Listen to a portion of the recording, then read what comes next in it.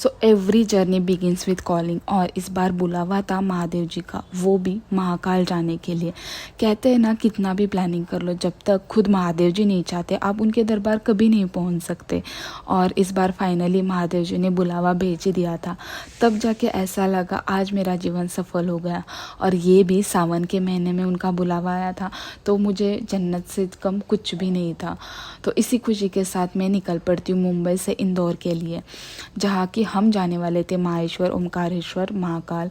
उसके बाद हम जाने वाले थे आगे भी शिरडी और त्रिंबकेश्वर के दर्शन करने। तो इस जर्नी में मैं जाने वाली थी 3 ज्योतिर्लिंगास एंड 1 शिरडी का दर्शन करने। सो मुंबई से शाम को हम निकल पड़ते हैं माहेश्वर की ओर, जो कि हमारा पहला पड़ाव था। तो माहेश्वर जाते टाइम समृद्धि हाईवे के नज़ारे देखते देखते मन खुश हो जाता है। मैं भी पहली बार समृद्धि हाईवे आई थी, मैंने बहुत सुना था समृद्धि हाईवे के बारे में, बट रियली बहुत मस्त हाईवे कंस्ट्रक्शन है ये। एंड जो सावन का महीने में इसके नज़ारे थे ना, बहुत ही खूबसूरत नज़ारे थे। तो हम आगे बढ़ते और सुबह हम पहुंच जाते माहेश्वर। तो हाँ, मैं एक बात कहना चाहूँगी, माहेश्वर से पहले आप दत्त धाम के दर्शन करना मत भूलना। मध्य प्रदेश का ये शिव दत्त धाम देश में कई मायनों में खास है, जहाँ भगवान दत्तात्रेय और शिव जी एक साथ विराजमान है। यहाँ पे कोई पुजारी नहीं होता है, यहाँ के भक्त ही यहाँ के मंदिर की सेवा करते हैं। और ये मंदिर देश के 4 दत्त धामों में से एक है। तो शिवलिंग के दर्शन आपको करने होंगे तो यहाँ पे आपको 600 मीटर की एक गुफा है, वहाँ से आगे वहाँ पे जाना पड़ता है। तो आप भी इस जर्नी में दत्त धाम के दर्शन भी ज़रूर करना। तो दत्त धाम के विजिट के बाद हम आगे बढ़ते हैं माहेश्वर की ओर। तो माहेश्वर में हम जाने वाले थे माहेश्वर फोर्ट, नर्मदा घाट और रानी अहिल्याबाई होलकर स्मारक के दर्शन करने के लिए। तो माहेश्वर एक ऐसा शहर है जहाँ की हर एक मोड़ और हर एक नर्मदा के घाट पे एक नई कहानी है। रानी अहिल्याबाई होलकर, जिन्होंने माहेश्वर को पुनर्स्थापित किया था, वहाँ पे मंदिर बनवाए थे। आज भी आप रानी अहिल्याबाई होलकर स्मारक में जाओगे तो वहाँ पे आप देखोगे उनकी शौर्य की कहानियाँ हो या फिर माहेश्वर का इतिहास वहाँ पे पूरा आपको देखने मिल जाएगा। और उसके बाद अगर आप नर्मदा घाट विजिट करोगे तब आपको वहाँ पे हज़ारों शिवलिंग देखने को मिलेंगे। कुछ मिट्टी से बने हुए तो कुछ पत्थरों से बने हुए शिवलिंग है वहाँ पे। और आप वहाँ जाओगे ना, एक अलग ही शांति का महसूस होगी आपको वहाँ से निकलने का मन नहीं करेगा। और ये नर्मदा घाट का जो सीन है ना, वो आपको ना बनारस की याद ज़रूर दिलाएगा वहाँ पे। तो आप नर्मदा घाट पे थोड़ा टाइम स्पेंड करना। अगर आप वहाँ पे माहेश्वर पे स्टे लो ना तो सबसे बढ़िया बात है, because you will enjoy the sunrise of Maheshwar and sunset also. बहुत ब्यूटीफुल है यहाँ पे सनराइज एंड सनसेट। तो अगर आपको पॉसिबल है तो आप 1 डे स्टे करना माहेश्वर में। एंड हम वहाँ से दर्शन लेके निकल पड़ते हैं आगे की जर्नी की ओर, जो कि थी हमारी ओमकारेश्वर की तरफ। बिकॉज वो मंडे का दिन था और श्रावण का महीना था, तो भीड़ तो बहुत ऑलरेडी हमें महेश्वर में देखने को मिली थी। तो हमें पता था कि ओमकारेश्वर में अभी हमें बहुत भीड़ मिलने वाली है, और वैसे ही हुआ।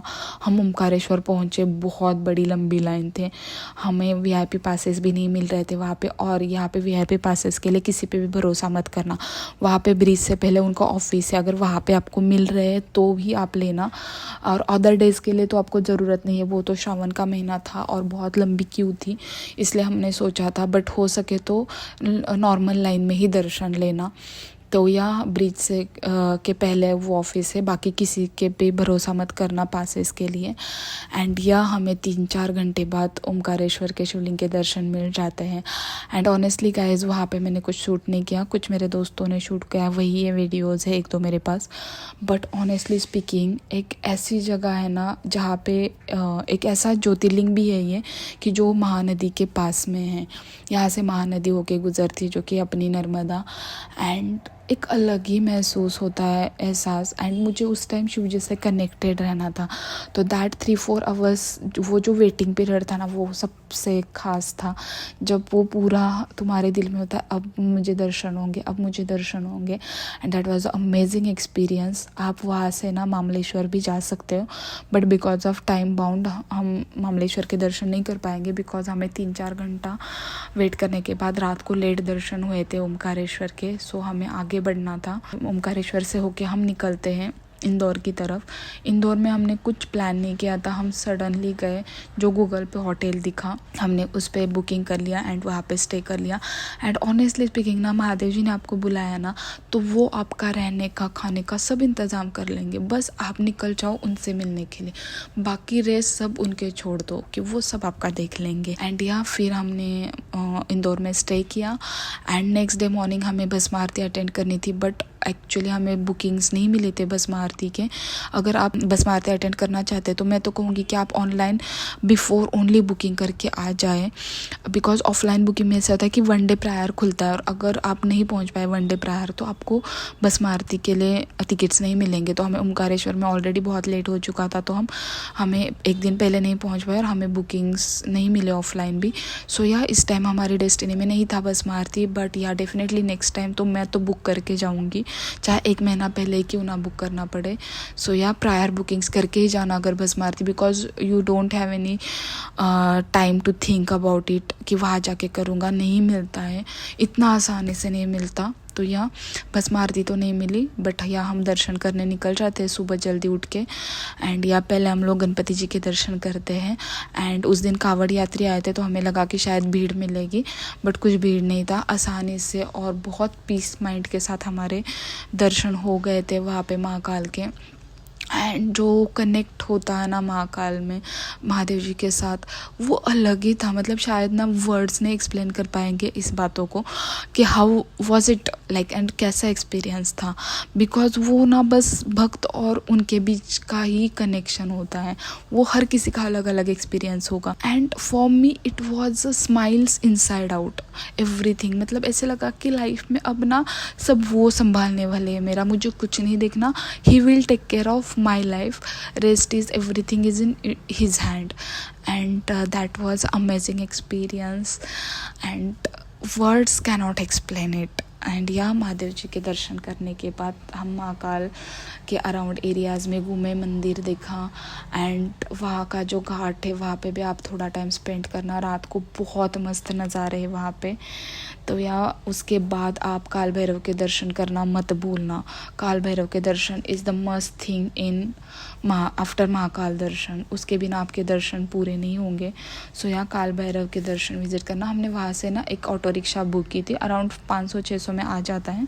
आप वो ऑटो बुक करके वो आपको पूरे वहाँ के एरियाज़ के मंदिर घुमा देगा, 1-2 घंटे का बस टाइम लगता है इसमें। तो वहाँ पे आप जा सकते हो। काल भैरव मंदिर पहले जाना, फिर मंगलनाथ टेम्पल है, दैन चिंतामणि गणेश का मंदिर है, उसके बाद आप गोपाल मंदिर जा सकते हो, बड़ा गणेश मंदिर जा सकते हो, उसके बाद गढ़ कालिका माता का मंदिर है, दैन सांदीपानी आश्रम भी आप जा सकते हो, दैन हर्ष सिद्धि माता का मंदिर भी है, आप वहाँ पे जाते हो। तो ऐसे बहुत सारे मंदिर है 7-8, तो आप उनके दर्शन करना, ऑटो बुक कर लेना, वो आपको सारे मंदिर घुमा देगा। एंड यहाँ ये था मेरा पूरा जर्नी।